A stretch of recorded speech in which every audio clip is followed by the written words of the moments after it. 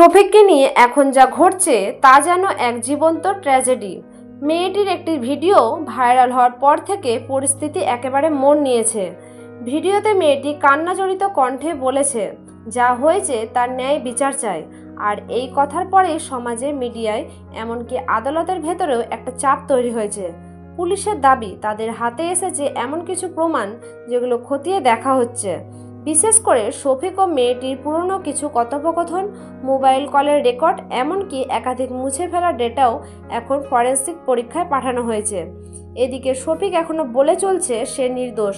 তার পরিবার কাঁদছে। মা বলছেন, আমার ছেলেকে মিথ্যে কথা বলে ফাঁসানো হচ্ছে। কিন্তু সমাজে এখন প্রশ্ন উঠছে, এই মেয়েটির অভিযোগ যদি সত্যি হয় তাহলে কি শফিকের সামনে ফাঁসির রাস্তায় খোলা? আবার অনেকেই বলছে এটা হয়তো বড় কোনো চক্রান্ত, আর এই মেয়েটি হয়তো সত্য গোপন করছে। সব কিছুর মাঝখানে দাঁড়িয়ে শফিক যেন এক নিঃসঙ্গ অভিযুক্ত। সত্য এখনও পুরোপুরি প্রকাশ পায়নি। আপনার মতে শফিক দোষী না নির্দোষ? নিচে কমেন্ট করে মতামত জানান। ভিডিও ভালো লাগলে শেয়ার করুন এবং চ্যানেলটি সাবস্ক্রাইব করতে ভুলবেন না। ধন্যবাদ।